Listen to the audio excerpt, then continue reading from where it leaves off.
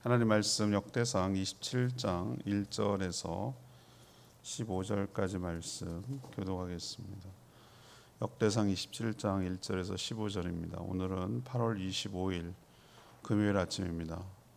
8월 25일자 본문 역대상 27장 1절에서 15절까지 말씀 교독하겠습니다.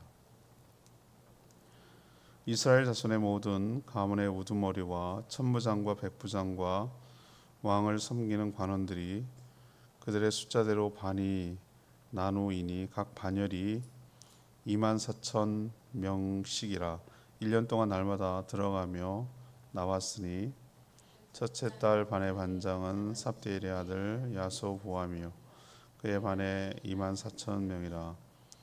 그는 베레스의 자손으로서 첫째 달 반의 모든 지휘관의 우두머리가 되었고 둘째 달 반의 반장은 아호와 사람 도데요 또 미글롯이 그의 반의 주장이 되었으니 그의 반에 24,000명이요 셋째 달 군대의 셋째 지휘관은 대제사장 여호야다의 아들 분하야요 그의 반은 24,000명이라. 이 분하야는 30명 중에 용사요 30명 위에 있으며 그의 반 중에 그의 아들 암미사밧이 있으며 넷째 달 넷째 지휘관은 요압의 아우 아사헬이요 그 다음은 그의 아들 스바데아이니 그의 반에 24,000명이요 다섯째 달 다섯째 지휘관은 이스라 사무시니 그의 반에 24,000명이요 여섯째 달 여섯째 지휘관은 드고와 사람 이케스의 아들 이라이니 그의 반에 24,000명이요 일곱째 달 일곱째 지휘관은 에브라임 자손에 속한 발론 사람 헬레스이니 그의 반에 24,000명이요 여덟째 달 여덟째 지휘관은 세라 족속 후사 사람 십부게이니 그의 반에 24,000명이요 아홉째 달 아홉째 지휘관은 베냐민 자손 아나돗 사람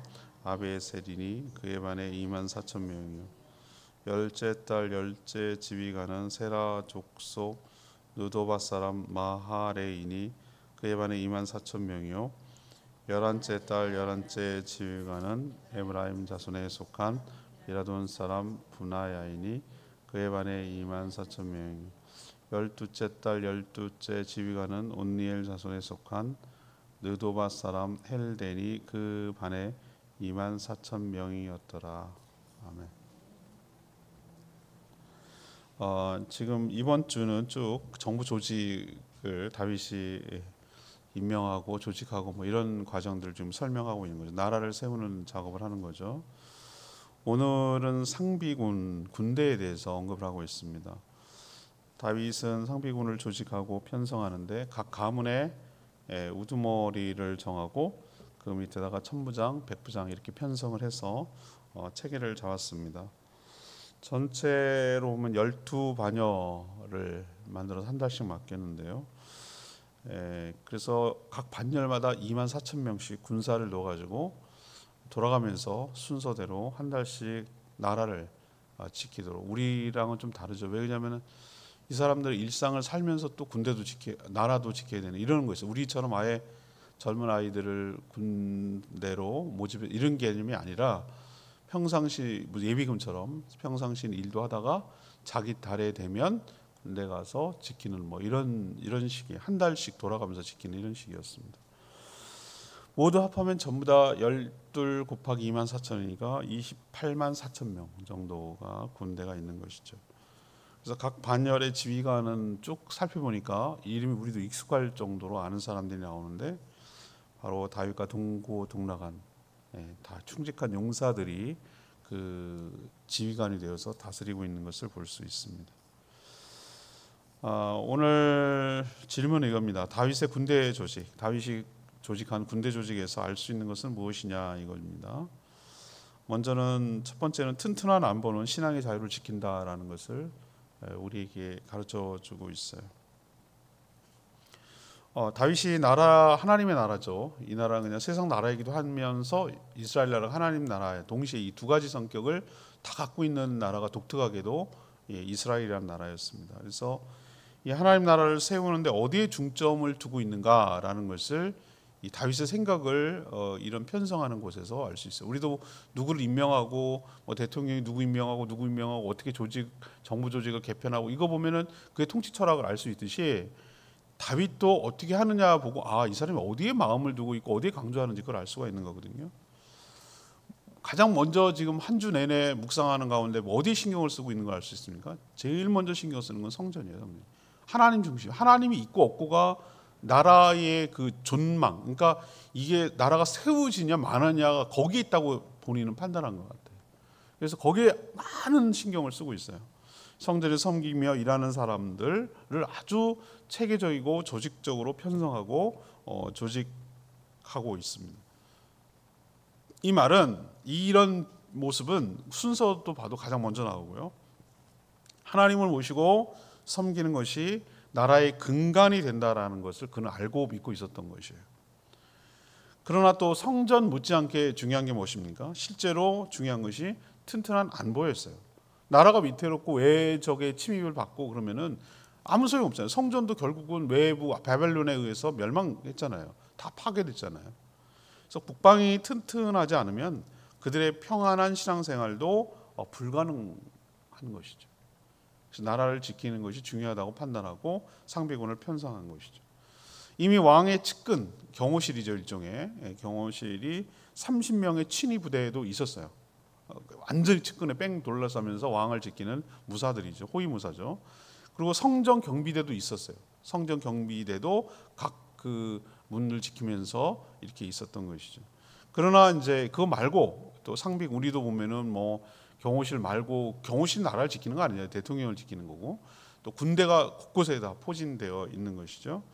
그래서 12개의 반열을 만들고 각 반열마다 24,000명씩 군사를 넣어가지고 한 달씩 돌아가면서 임무를 수행했는데 만약에 총동원령이 내린다면 12달이 어떤 나라의 싸움이 일어났다. 그럼 어떻게 되겠습니까? 이 사람들만 상비군만 다 모집을 하고 동원을 해도 28만 4천 명의 군대가 서는 것이죠.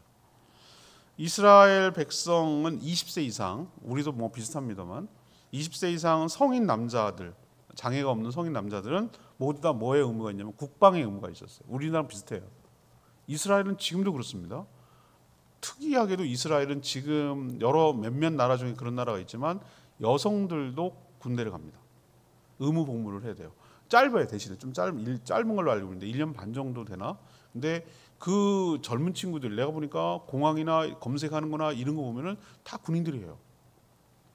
그러니까 여성들도 할 수 있는 건 꼭 총을 쏘고 뭐 이런 개념이 아니더라도 보병 아니더라도 그런 얼마든지 나라에 왜 그러냐면 뺑 둘러싸여서 자기네 나라를 좋지 않게 보는 나라들 다 둘러싸여 있으니까 지키지 않으면은 뭐 자기네 나라가 없어질 판이니까 그렇게 목숨 걸고 안보 의식을 갖고 있는 것 같아요. 아무튼 이렇게 나라가 튼튼해야 신앙생활을 할 수 있는 거죠. 각 반의 우두머리를 정해서 지휘하고 그 아래 천부장 1000명을 다스리는 또 백부장 또 100명을 다스리는 이런 식으로 체계를 넣어가지고 조직을 하고 편성할 수가 있는 것이죠. 저는 우리도 마찬가지라고 저는 생각을 합니다. 예. 우리가 기독교인들은 안보에 관심이 없습니까? 그건 아니라고 봐요. 우리가 얼마나 신앙의 자유를 지키고 이 정도의 자유를 지킬 수 있었던 것은 그나마 우리나라가 지켜졌기 때문에 공산주의와 이슬람 여러 가지 것들로부터 우리의 신앙의 자유를 살아갈 수 있도록 한 안보가 있었기 때문에 우리가 지금 신앙생활을 하고 있는 건 맞잖아요. 그래서 이거는 뭐 이것저것 다 떠나서 가장 나라의 기본이 되는 것은 외부 세력들이 우리나라를 함부로 넘보지 못하도록 함부로 침략하고 만만히 보고 자원을 수탈하고 또 뭐 함부로 그러지 못하도록 최소한 내 나라는 내가 지킬 정도의 스스로의 안보 의식은 갖도록 우리가 늘 기도하고 우리나라를 지키고 있는 국군 장병들 또 여러 그 나라를 지키고 있는 여러 안보를 위해서 힘쓰고 있는 분들을 위해서 늘 기도하고 우리의 신앙의 자유를 위해서 늘 기도하는 저와 여러분 되기를 원합니다. 그리고 이 신앙의 자유가 저 북쪽도 공산주의 중국도 여전히 우상에 있는 매어서 사는 일본도 신앙의 자유가 있도록 늘 기도했으면 좋겠습니다. 두 번째는 이 백성들은 국방의 의무와 책임이 있다라는 것을 우리에게 가르쳐주고 있습니다. 다윗이 12개 반열로 조직한 군대는 모든 군사들이 매일 임무를 수행하는 것이 아니라 일종의, 아마 스위스가 그렇게 하는 것 같아요. 무슨 평상시에 일하다가 무슨 일이 있으면 뭐 하는 거죠? 동원하는데, 우리처럼 예비군이 느슨한 예비군이 아니라 진짜 전투 체계를 연습도 하고 모여가지고 훈련도 하고, 그리고 평상시에 있다가 이렇게 무슨 일이 생기면은 딱 하는 뭐 이런 제도 같아요. 그래서 상비 예비군 같은 그런 성격을 가지고 있는 것을 볼 수 있습니다.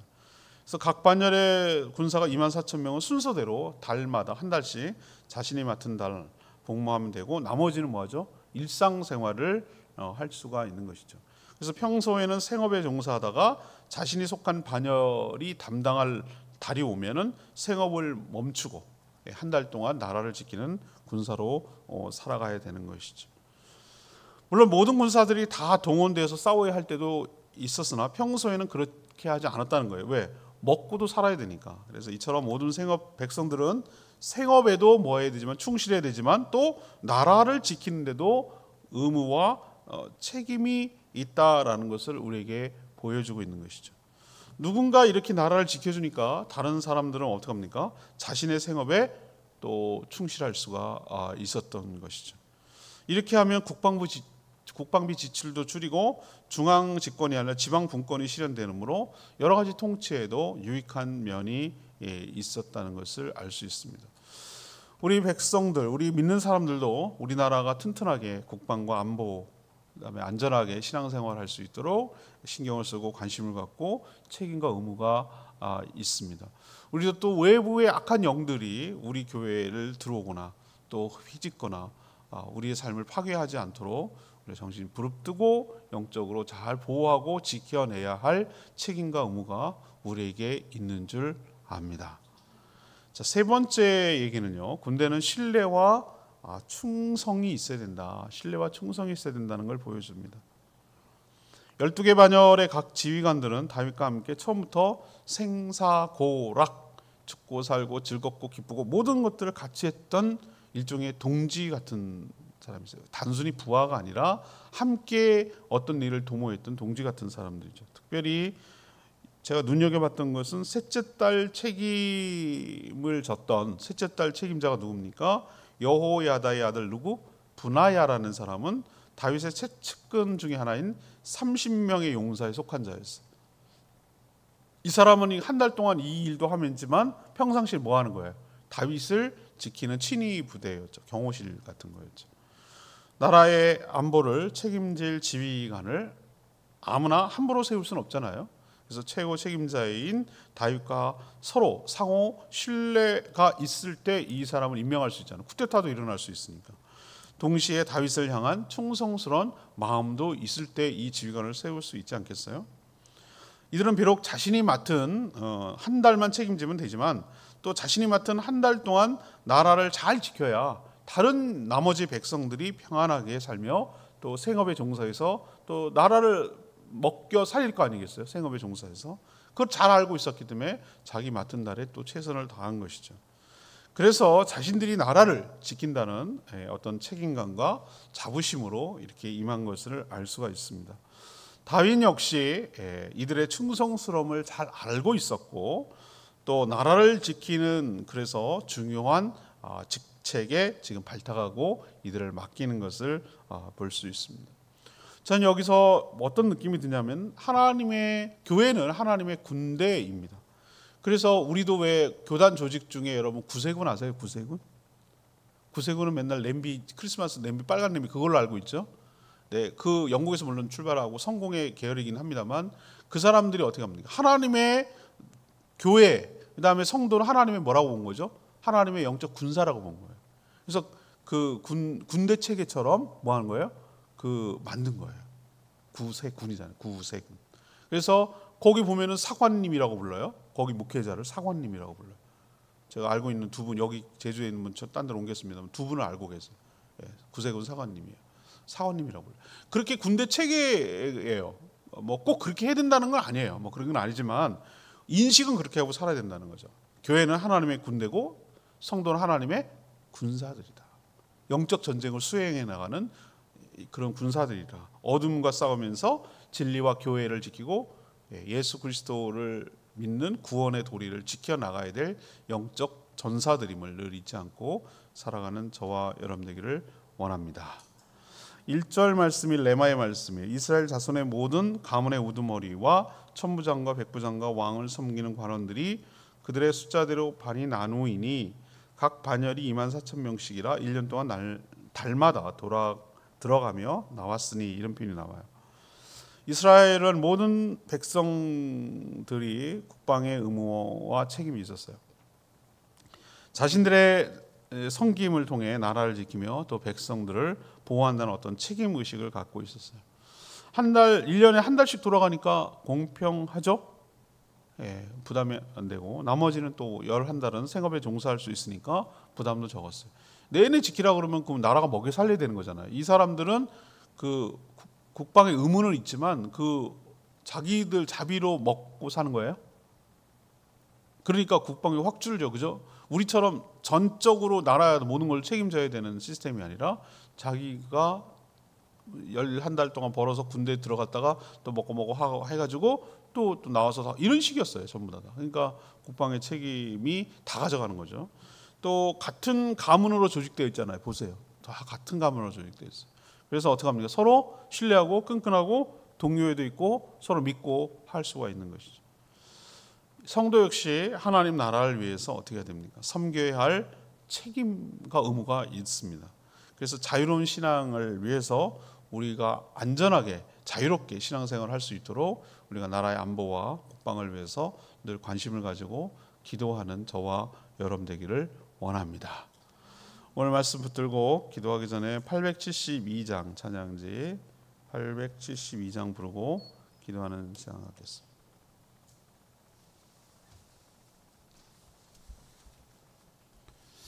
저 성벽을 향해 주님이 우리 대장 되신다. 우리 힘차게 찬양하겠습니다.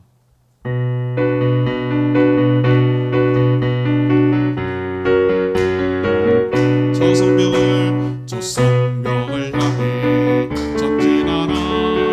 주님이 우리 대장 되신다. 저 성벽을 향해 전진하라. 주님이 우리 대장 되신다. 주가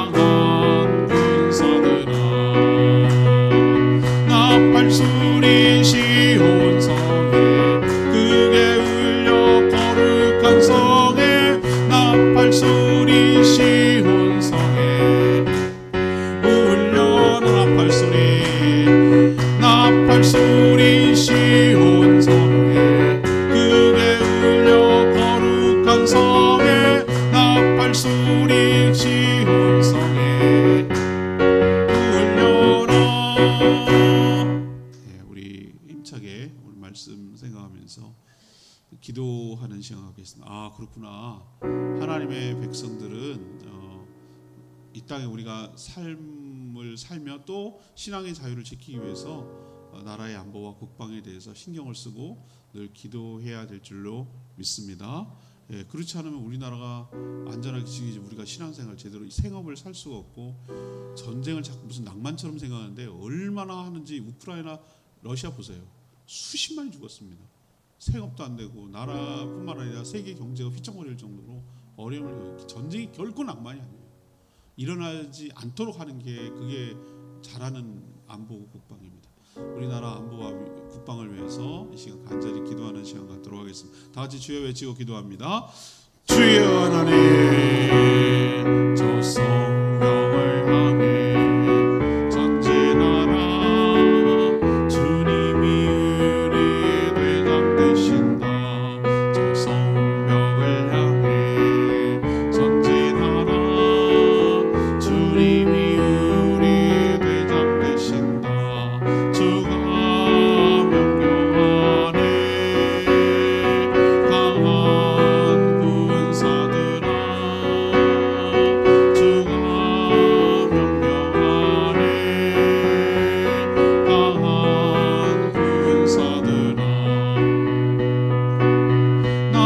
나팔소리 시온 성에 크게 울려 거룩한 성에 나팔소리 시온 성에 울려라.